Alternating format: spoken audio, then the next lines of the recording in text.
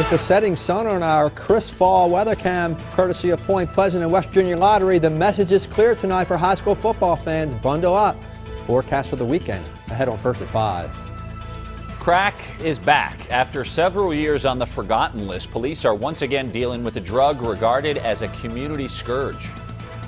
And hackers hitting home. A warning tonight to keep your info protected against a new breed of scammers trying to gain access to your home computer. But first tonight, we begin with a breaking news alert out of Kanawha County. Good evening, everybody. I'm Brittany Hoken for Amanda Barron. And I'm Tim Ear. Thanks for joining us. Charleston police are on the scene of a bank robbery. It happened at the BB&T branch on Tennessee Avenue in Charleston. News Channel 3's Matt Heckel joins us live. And Matt, we are getting a very clear look at the suspect in this holdup. Yeah, that's right, guys. Police have released a picture of that suspect actually trying to identify that man right now. He walked into this BB&T. It's on the corner of Tennessee Avenue and Roan Street here on Charleston's west side. Let's tell you what happened. It happened around 2:20 this afternoon. He walked up to a teller here and apparently gave that teller a note. The note indicated that he had a weapon. It also demanded money. He then got away with an unknown amount of cash. Now, as we were saying, right now, police and the FBI working together, going through surveillance video from the bank. That's where the picture of the suspect that we've released here comes from, hoping to get an identity on that suspect through those pictures. They're also interviewing several witnesses about what happened. Police say, though, that this particular bank, this BB&T here on Charleston's west side, doesn't really have a history of experiencing this type of criminal activity. This is not a bank that gets robbed frequently, like say the Fifth Third Bank in Kanawha City. But we're working with the FBI, and we've got approximately 15 detectives inside working on the case now, including evidence technicians. So we hopefully quick dissemination of this man's photograph will lead to his being identified. Yeah, now right across the street from this bank, it's right behind the camera here, is a convenience store. They say that suspect came to this convenience store before going into the bank. They have surveillance video from there as well, again, trying to identify that man. This bank, by the way, guys, has been closed ever since that robbery took place. We'll have more on this tonight at 6. Bill? All right. Hey, thanks, Matt. We will continue to update this story just as soon as we get more information here on WSAZ, on the mobile app, and on WSAZ.com. And now to a consumer alert and a scam targeting people right here in our region. Hackers trying to get your personal information through your computer. News Channel 3's Brad Myers joins us now. And Brad, the latest attempt happened just today to a man in Grayson, Kentucky. Yeah, luckily in this case, the man knew something wasn't right and was able to avoid becoming a victim. But Kentucky State Police say these types of scams are a real growing problem. This latest case started this morning. James Collier says his father, who lives in Carter County, Kentucky, received a call from a man with a foreign accent who was screaming and yelling, saying his computer was being used for illegal activity. The scammer tried pressuring Collier's father into giving him access into his computer. This gentleman tried to badger him into making a bad decision, and he was unable to do that. And I think that was whenever he was unsuccessful was when he turned to the more violent of trying to forcefully get my father to allow him and try to almost bully him into allowing him into his computer, and he would not have it. Kentucky State Police say this scam is really nothing new. They say the scammers work to get access to your computer and then steal personal information, including credit card and banking information, or really anything you have on your computer.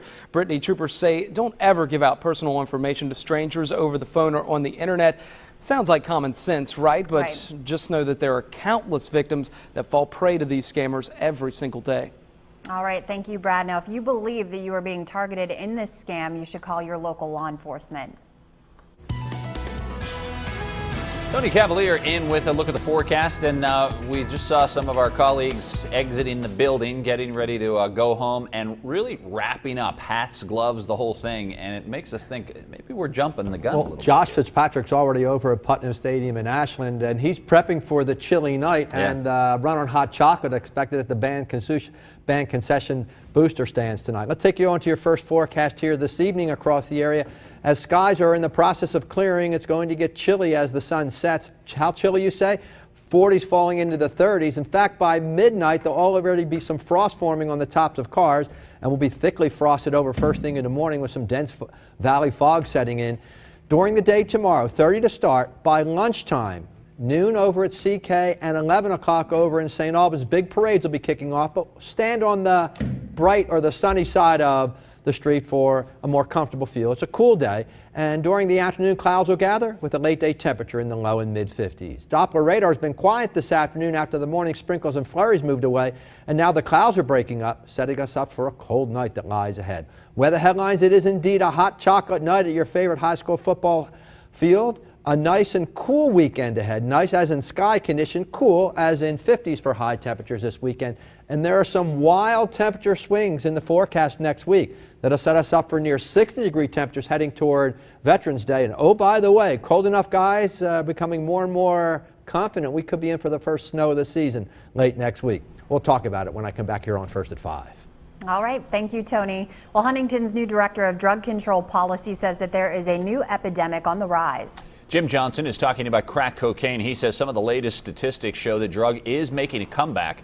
News Channel 3's Dan Griffin joins us live outside the Huntington Police Department tonight. And Dan, Johnson says this drug was really popular, of course, in the 90s. Well, yeah, Tim, and I spoke with him about the changing drug of choice over the past several years. Director Johnson says that there's been an increase in violent crimes because that choice has turned to crack cocaine. Now, throughout Huntington the past year or so, the numbers increase of violent crimes as crack usage does. He says in the past couple of decades, drug addicts have switched from crack to pills to heroin to crack again. Johnson says they've seen violent crimes surge from about 270 violent crimes last year to more than 320 this year. With the heroin, you know, you may shoot up in the morning, you may shoot up in the evening, last you to the next day. Crack is very, very quick responding into the system. Doesn't last very long. Takes you to a very high, but when you come back down, it brings you to way below where you were when you started. Now, it's probably not a surprise that Director Johnson says a lot of this crack cocaine is coming down from cities like Detroit and Columbus. He also says, though, that cities like Huntington, including Huntington here, are becoming a hub for distributing that crack to surrounding communities. Coming up tonight at 6, we're going to take a closer look at the numbers and also the impact that this crack dealing is going to be having and is having on our communities. Tim, back to you. Hey, thanks, Dan. And Director Jim Johnson also says that his office, while is still in the early stages at this point, is working with several agencies in Huntington to try to develop some solutions to help stop the problem. A freak accident at a bowling alley in Ohio left an employee dead. Police in Fairfield say the 53-year-old man had worked at the bowling alley for about 4 years. There was an apparent problem with the pin setter, so the man went back to reset the pins manually. While he was there, part of his clothing somehow got caught in the machine and he was killed. Officers say it's a small business and people who work there are devastated. We are learning more tonight about the man accused of abducting a woman off the streets of Philadelphia. Delvin Barnes is accused of kidnapping Carlisha Freeland Gaither Sunday night. Investigators say they were able to track Barnes down on Tuesday, thanks in a large part to GPS in the car that he was driving. Gaither has been released from the hospital and is recovering at home.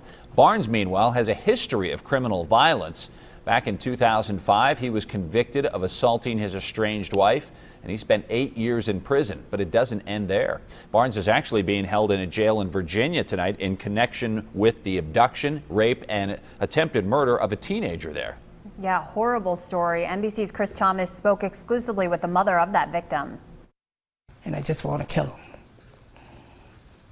Just want to kill him. This mother is fighting mad. Charles City County deputies say 37-year-old Delvin Barnes abducted her 16-year-old daughter, allegedly hitting her in the head with a shovel, forcing her into the trunk of his car, and bringing her back to his Charles City County home, where deputies say he raped her and then poured bleach and gasoline on her. When he went to go look for a light or something, that he told her that he was going to kill her.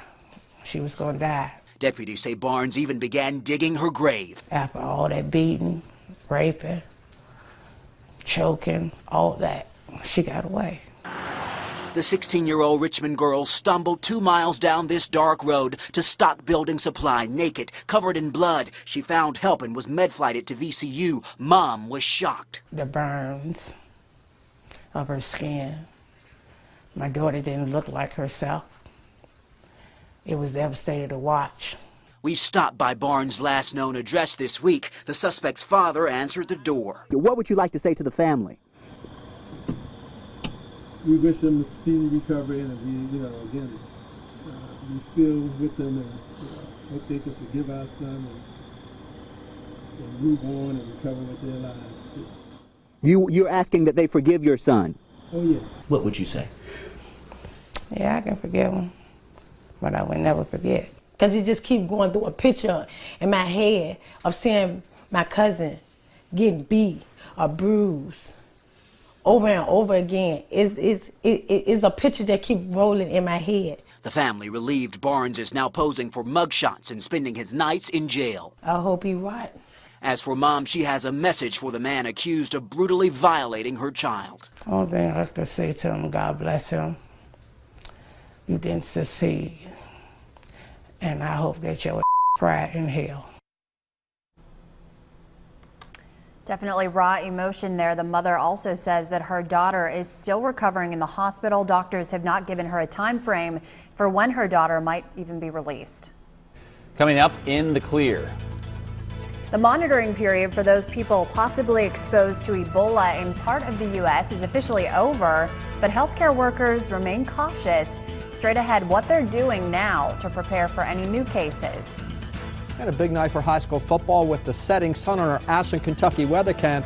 That tells us some crisp autumn weather's coming in. Over toward here is where the Tomcats are playing in their first round game. Updated forecast for your favorite game when I come back on 1st to 5. WSAZ News Channel 3 with Tim Ear, Amanda Barron, and meteorologist Tony Cavalier. This is WSAZ First at 5.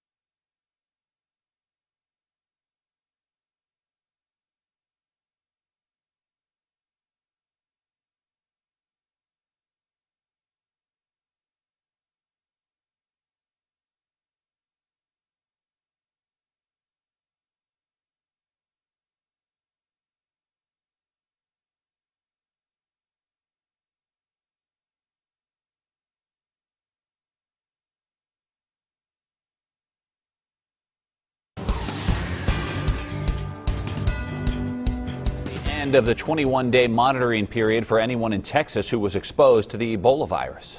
Yeah, but as Erica Edward reports, healthcare workers across the country are preparing just in case any new cases pop up.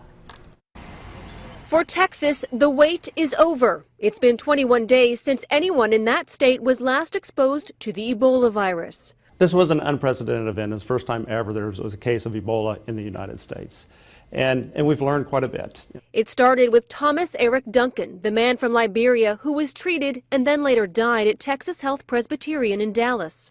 2 nurses who treated Duncan became infected but are now free of the virus. One of those nurses, Amber Vinson, told NBC News it's important for all healthcare workers to practice using the personal protective equipment before they need it. The first time that I put on the protective equipment, I was heading in to take care of the patient.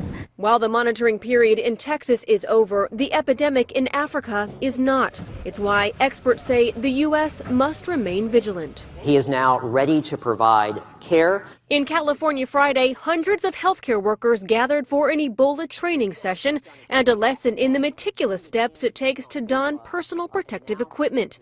The Centers for Disease Control also announced it's ordered nearly $3 million in the protective gear. It will be stockpiled and divided into kits that could be delivered to any hospital in the country quickly. Meanwhile, the only Ebola patient in the U.S. right now is Dr. Craig Spencer. Reports suggest he's continuing to improve in a New York City hospital. New York City health officials are monitoring more than 300 people there for any symptoms of Ebola after coming into contact with Dr. Spencer. So far, no one else has fallen ill. Well, coming up, retailers rolling out their Black Friday hours. In 10 minutes, which stores will open earlier than ever? And one of my Friday night favorite weather cams. Take a look at that Portsmouth weather cam looking north up the Scioto Trail toward Lucasville, where the Indians have a big game, and Keith says they love to throw the football around. It's playoff time in Ohio and Kentucky tonight. Updated forecast when I come back on First at 5.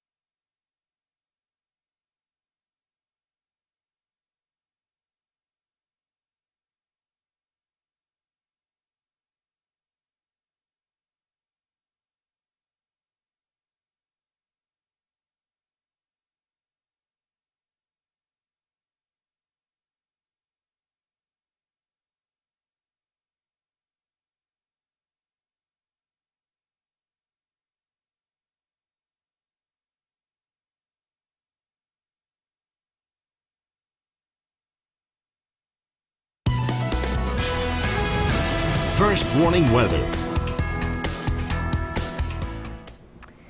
Well, it's not even Thanksgiving yet, but the Christmas tree has officially arrived at Rockefeller Center in New York City. It's an 85-foot tall Norway spruce. It was cut down in central PA on Wednesday. A crane then hoisted the 13-ton tree onto a truck for the long trip to Manhattan, and it'll be decked out with 45,000 LED lights, with the big lighting ceremony all set for, and it'll always be on television too. It's a great show. It's on December 3rd, and that will air right here on WSAZ. Tony Cavalier joins us now, and I'd highly recommend, if you ever have a chance to get to the New York City area, it's really worth it at Christmas time. It's beautiful. And as we get closer to Christmas time, the chilly air setting into our area and up at 30 Rocks. So expect here in the next couple of weeks some snowfalls to be close by to our neighborhood and up in New York City.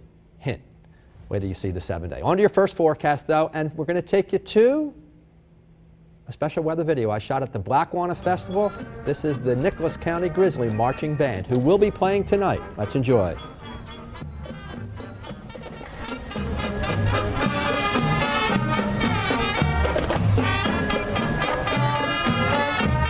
Now, they will be one of two great bands that will be marching tonight. The other one is, of course, the Richwood High Band, which I spotlighted on a story earlier in the football season. Two great bands for one price, and you get a chance to see that Nicholas County rivalry replayed. 42 falling to 35 at your favorite high school football stadium, but stop there.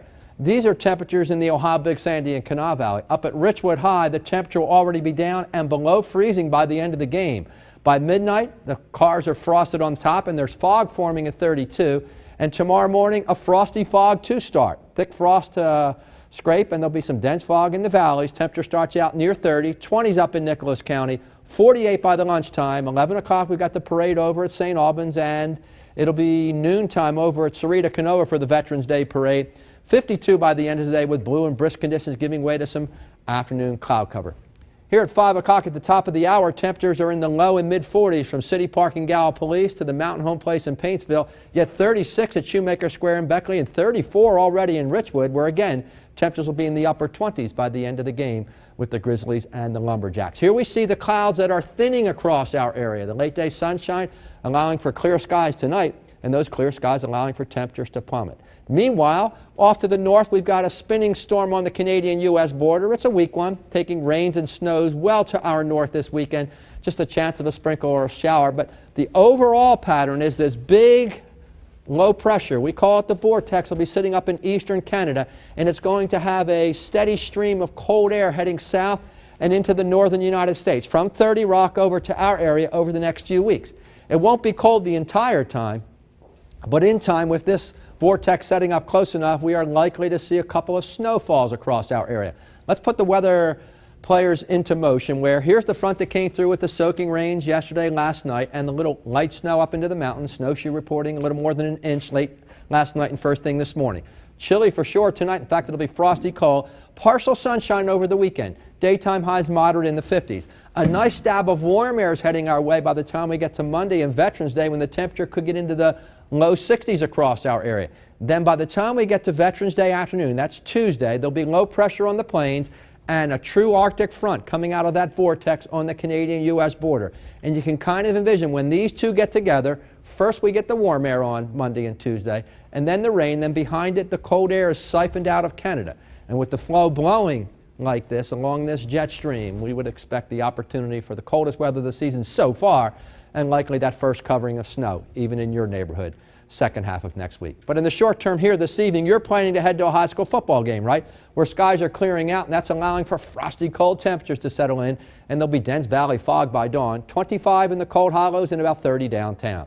Your Saturday forecast, a partly sunny, brisk, and a cool day. The westerlies are blowing at 10 to 15, and the high temperature hits 54 degrees. Clouds and a breeze will make it not as chilly tomorrow night. In fact, I suspect we won't have frost to scrape on Sunday morning as opposed to Saturday morning. A passing sprinkle or flurry possible. Will be in the upper 30s. And with sunshine and a cool breeze on Sunday, the temperature hits 50 degrees. How about this? Low 60s on Monday with sunshine. Should be a nice day if you got a day to take off at the end of the season, play a round of golf. Monday looks to be a TC top 10er. By Veterans Day, upper 50s to close to 60 with some afternoon showers, maybe a nighttime thunder shower. Then a change to chillier weather arrives on Wednesday. And by the end of next week, not chilly but downright cold, with days in the 30s and nights in the 20s. And there are growing signs we could have the first snowfall across the area at the end of next week. That's assuming you haven't had the first snow, which Nicholas County had this morning, and which, of course, the ski lodges had last weekend. All right, a lot of people kind of looking forward to that, to see that first snow actually settle on the ground. It's the time of the year, though, again, a little earlier than normal, and as we saw last year when an early snowfall occurred day after Veterans Day, we wound up with a very harsh winter, Brittany. All right, well, hopefully that won't be the case this year. Thank you, Tony. Straight ahead, workers racing against the clock to put the final touches on an iconic holiday display.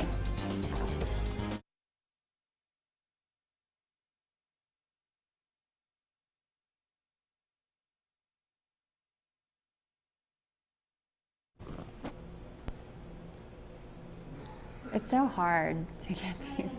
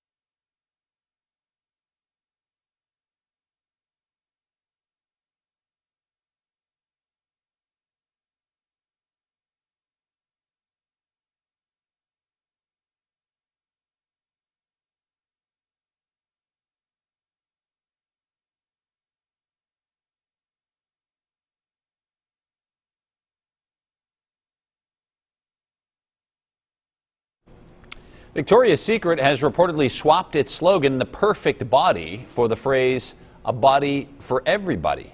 Yeah, customers balked at the perfect slogan that appeared with a string of uber-thin models on the lingerie maker's website. Now, petitioners of Change.org are taking credit for that slogan swap. A spokesperson for Victoria's Secret, though, did not confirm why they actually made the change. Toys R Us will open its doors at 5 p.m. Thanksgiving Day to kickstart Black Friday. The toy retailer says that its stores will remain open then until 11 p.m. Friday. That means that Toys R Us and JCPenney will be opening 1 hour earlier than Sears, Kohl's, and Macy's on Thanksgiving Day. Toys R Us also says that beginning Thanksgiving weekend, through Christmas Eve, it will offer a range of in-store and online services designed to make holiday toy shopping easier and stress-free, including an express lane and checkout and new easy-to-navigate aisle signs. Well, last-minute preparations are being made for Macy's iconic holiday window displays in Chicago. Workers are putting those last-minute details on the displays, which are scheduled to be unveiled tomorrow. This year's theme is called Journey of a Christmas Wish. Macy's will also be holding its 107th annual Great Tree Lighting tomorrow. The holiday windows will be on display in Chicago from November 8th through January 11th. A monarch butterfly and leaves from the West Virginia state tree. That is what you'll find on this year's state holiday ornament. First Lady Joanne Yeager Tomlin unveiled the official holiday ornament at the state capitol just yesterday. It was painted by Logan native Shelley Goodman. There are only 750 of these available, and they will cost $24 a piece. Really, look at that. Beautiful. You can buy one at the Culture Center in Charleston or at Tamarack in Beckley if you're lucky, since there are so few. Coming up, social media switch up. Straight ahead, how one sheriff's department is changing their approach to Facebook to make sure that victims of crime come forward.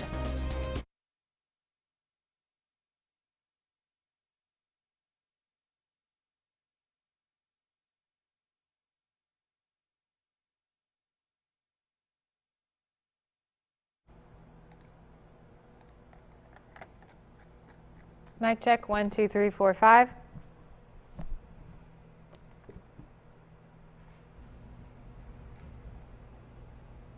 Mic check, 1, 2. Check, check, check, 1, 2.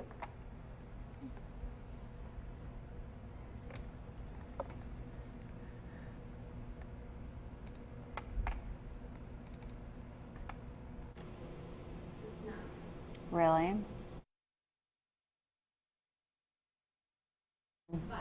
You don't know that, though, if they...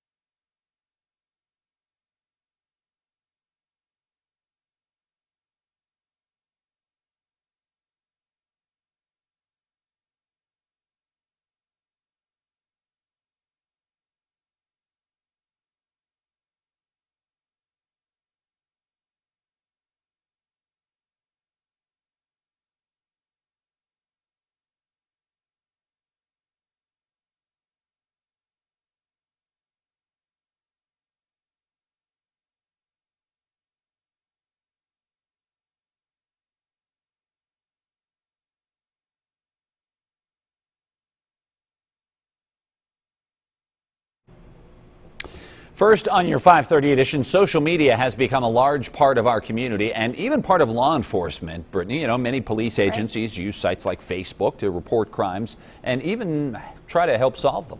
Yeah, which is exactly what the Putnam County Sheriff's Office has done, but a recent report has made them take a second look at what they actually post online. This Channel 3's Rebecca Pewitt joins us now. Rebecca, they are making some changes here now. Well, Brittany, in the past, they've posted almost every arrest made with the details of what happened and a mugshot, a picture of that person. But recently, a victim of domestic battery delayed making a report to avoid possible embarrassment.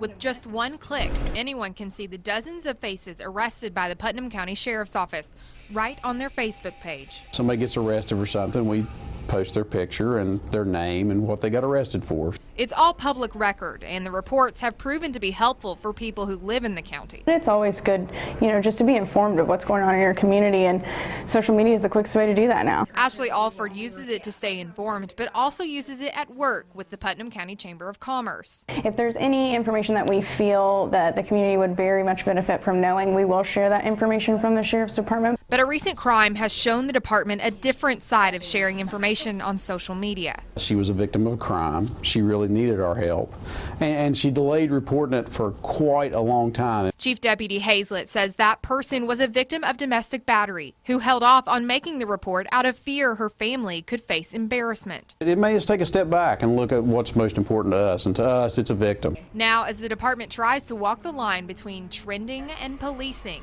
you'll find information, just no mugshots. Now, the victim did finally make a report about the crime, but Deputy Hazlett tells me because of the page, she wouldn't make it with them. She made it with state police, who are now investigating the case. All right, thank you, Rebecca. Coming up at 6, we're going to tell you about how people have reacted to this new policy.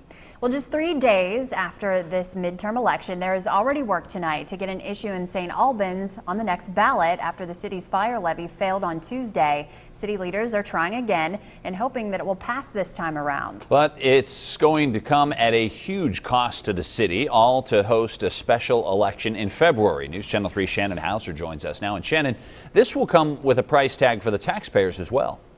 Well, Tim, for the special election, it is going to cost around $50,000. That's because the city has to print thousands of ballots and hire poll workers. And people who I spoke to today were not happy. Some of them say the problem was in the advertising for the levy. They didn't see any signs or even posts on social media. The mayor says he even admits the city was confident the levy would pass and didn't feel the need to remind people to vote for something that's been on the ballot every 5 years. I think it was just an assumption on everyone's part that it was going to be there. It's one of those things that, would pass, and actually it got over 57% approval rate. Now, I also talked to some people today who said they knew about the levy and they made sure to vote no. Tim, you're going to hear more from them tonight coming up at 6. They say they've been burdened with way too many tax increases and they really can't afford any more for this fire levy. All right, thanks, Shannon. And if the levy does not pass in February either, some firefighters may actually lose their jobs, and the response time for fires will not be as fast.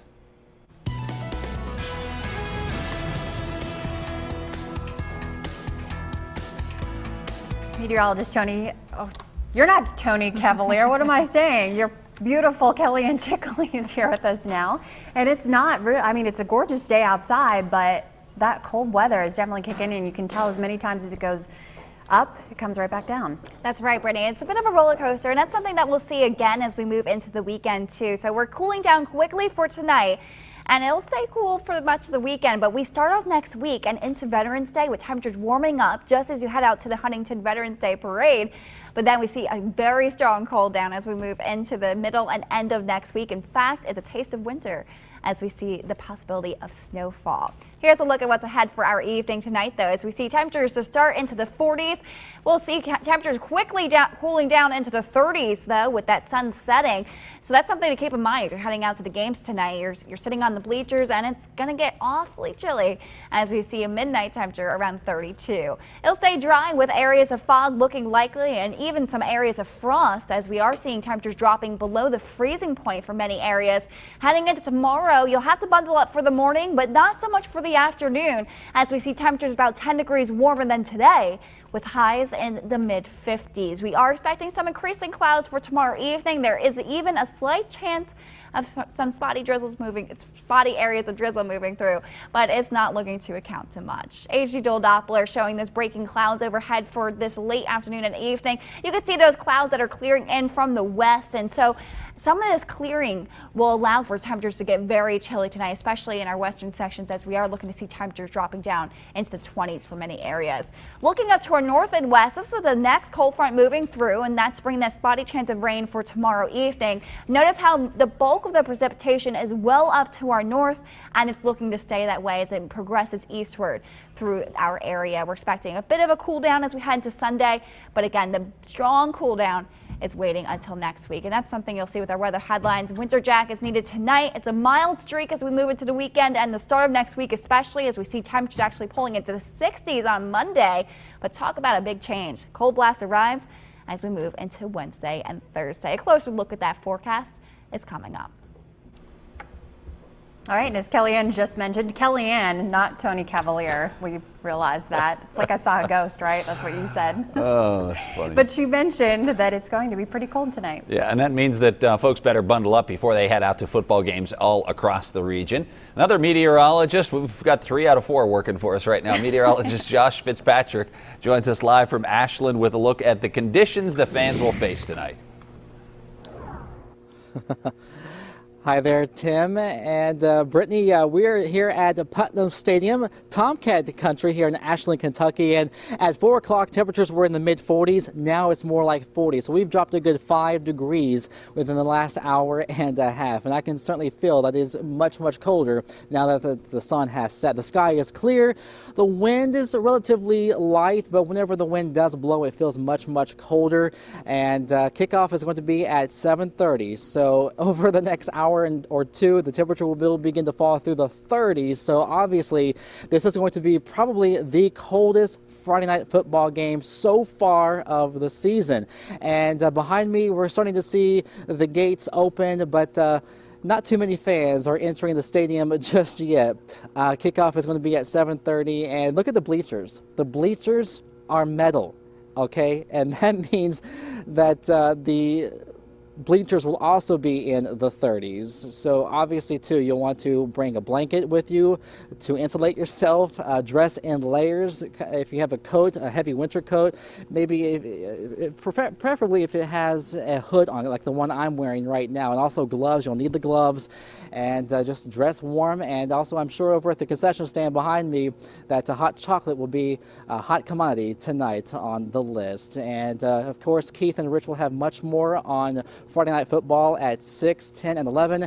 And Tony and Kellyanne will come back in a few minutes and have details on next Friday. Could be even colder and maybe snowier than it is right now. Wow. All right, Josh. My advice is there's a family that sets up a big fire pit just outside the end zone. If you're going to be there for a while, they may already have the fire pit going, probably hot chocolate, and who knows what else they're serving there. So that would be my advice. Head that way.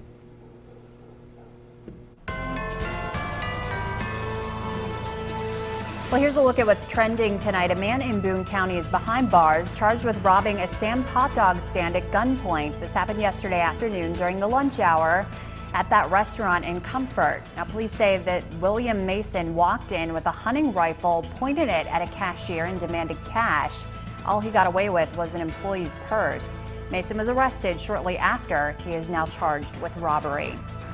Cabell Huntington Hospital is working to begin assuming control of St. Mary's Medical Center. The hospitals have now signed an agreement to make that transition, but there are still several processes that must take place before closing the action. Those include reviews by the FTC, the West Virginia Healthcare Authority, and the Attorney General's office. Those transactions and approvals could take several more months. And a longtime business in Charleston is closing up shop on the west side and moving to another part of town. Shelley's Men's Shop is one of the oldest men's clothing stores in West Virginia. Today, though, owners announced that they are closing their west side location and consolidating with the store on Bridge Road in South Hills. The west side store will stay open leading into the holiday season. An inventory and reduction sale will begin at that location on Monday. Coming up, parents ponying up the big bucks to buy a strip club. Straight ahead, why they say that they have been waiting on this place to hit the auction block for years.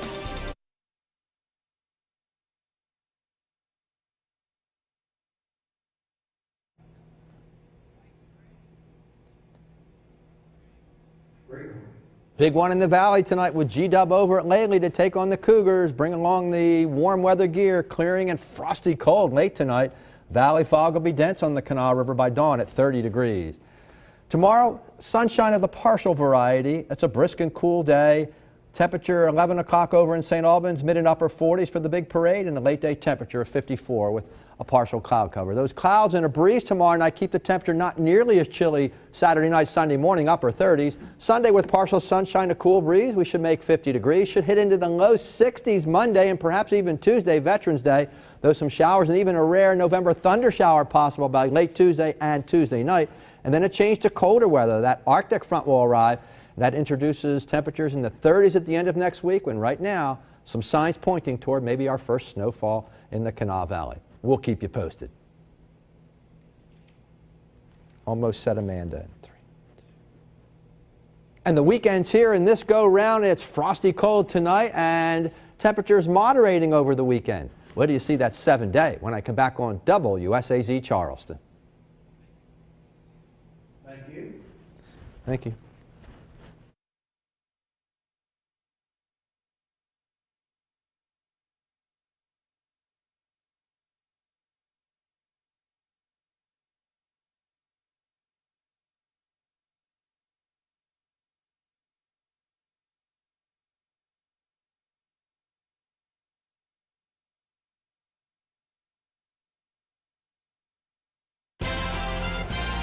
WSAZ News Channel 3 with Tim Ear, Amanda Barron, and meteorologist Kellyanne Chickalese. This is News Channel 3 530 edition. Well, tonight some moms and dads are pooling their money together to buy, get this, a strip club. You don't hear about that every day. No. Several strip clubs have long operated out of the Town Center Plaza in Northeast Portland's Cully neighborhood. And as Jennifer Hoff explains, the people who live there say they have waited for that building to go up for sale for years. It's for sale. The Sugar Shack's for sale. Mobby Munoz couldn't contain her excitement now or in July when she found out the building that housed the old strip club was on the market. From that moment on, it's just been, let's go, let's get it. How are we going to get it? She heads up a local nonprofit and partnered with 3 more to make an offer on the complex. It's not a matter of if, it's when we get it. And we need to get it. The seller accepted the group's offer, and they have 90 days to line up financing for the nearly $3 million purchase. They've already invested $55,000 of their own money and turned to area investors and the crowdfunding site Indiegogo to raise even more. When we get the Sugar Shack and we build something, I know it will definitely be something that will benefit the children and families that are in this neighborhood. Longtime resident Lupe would like to see a fitness center in the future plan and tells me now the block-sized building is an eyesore. In the summer, especially when the kids are out playing, they're playing here in front and they're seeing the comings and goings of what's going on in the strip club, and it's not good for them to see that. The group has raised $4,500 so far and encourages you to help prevent another strip club from running out of here. We found out this one is renting and would be booted if everything goes to Mobby Munoz's new plan. Well, aside from the redeveloping of the Sugar Shack building, community members also recently turned a closed landfill into a brand new park. They say this is all in the name of making their neighborhood a destination neighborhood. Well, as we take a live look in Ashland, it's showing a beautiful sunset tonight, but it's really starting to cool down out there. A closer look at the chilly night ahead coming up after the break.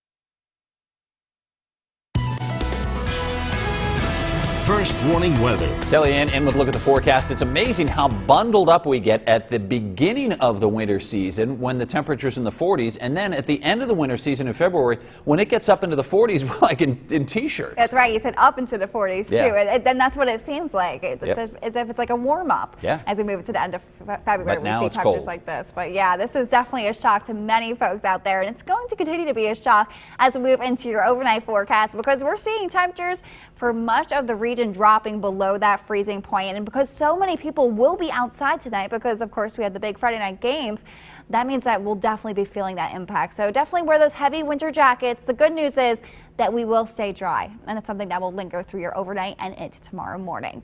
As for right now, we're sitting into the 40s already, and that's before the sun has set. So just imagine what we're going to see for the overnight. I'll have a look at that in just a bit, but here's what we're seeing. 43 degrees in Huntington, 42 as we head into Charleston, lower 40s for much of southern Kentucky and southern West Virginia. Logan at exactly 40 degrees, and in fact, we're starting to see the 30s in some areas. Gallipolis dropping down to 39 degrees at this hour, and of course our higher elevations into the 30s with 34 degrees in Elkins right now. HD Dual Doppler showing a dry sweep overhead. We are seeing some of those clouds that were rather heavy this morning starting to break up and clear. In fact, you can see the clearing sky pushing in from the west and starting to make its way eastward, and that sort of pattern will continue for the overnight. Clearing skies, though, means that things will get very chilly as we see temperatures rapidly cooling throughout much of the region. Right now, what we're watching is a cold front that's up to our north to move through as we head into tomorrow eventually, and that will be bringing some increasing cloud coverage as we head into tomorrow afternoon. Conditions becoming partly cloudy to even mostly cloudy as we head into your evening. And in fact, as we head into your evening, we have the chance of some spotty areas of very light drizzle popping up. You can see that on the futurecast moving into areas of West Virginia, and that will continue as we head into the later night, starting to shift off to the north and east. Cold front moves through for the overnight and into Sunday morning. That will help for keeping things dry as we head into your Sunday, but it also will keep things slightly cooler for Sunday afternoon. Big warm up heading our way as we move into Monday and Tuesday. That's all ahead of the next cold front pushing through, and that will be pushing through eventually as we head into Wednesday and Thursday of next week. And notice how behind this cold front there's a whole lot of snow, and that's the thing we're tracking as we move into your Thursday and even Friday forecast.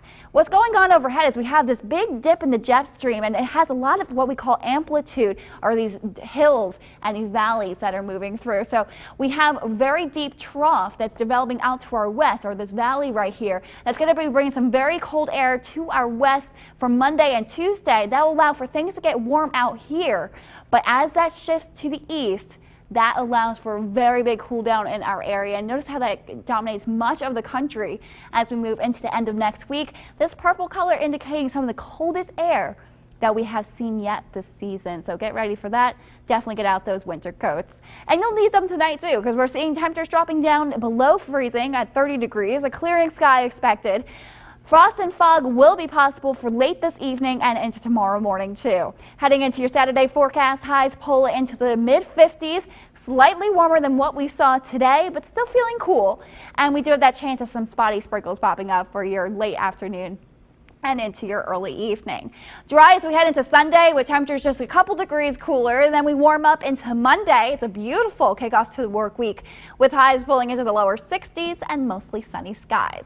Moving into Veterans Day, as you're heading out to the parade in Huntington, we're seeing some building clouds, a chance of rain into the evening. And then we see that big cool down for Wednesday and through the end of next week. The first chance of snow not only for the mountains, but also for the lower elevations. Highs topping out in the 30s during the day. Overnight lows, Tim, dropping into the 20s. All right, it is official. Well, not official on the calendar, but yeah, winter's here. And coming up, working lunch at the White House. Straight ahead, Republicans come with an appetite for change, but will the president have a seat at the same table?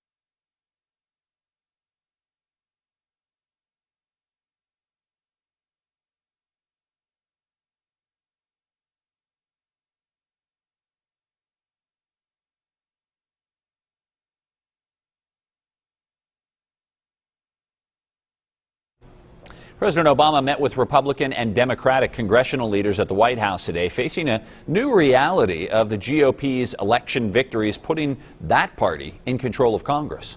Participants say that a wide range of topics were discussed, and there was a good exchange of ideas there. And as Jay Gray reports, one new development tonight, the president is authorizing 1,500 more U.S. troops be sent to help the Iraq military fight ISIS militants.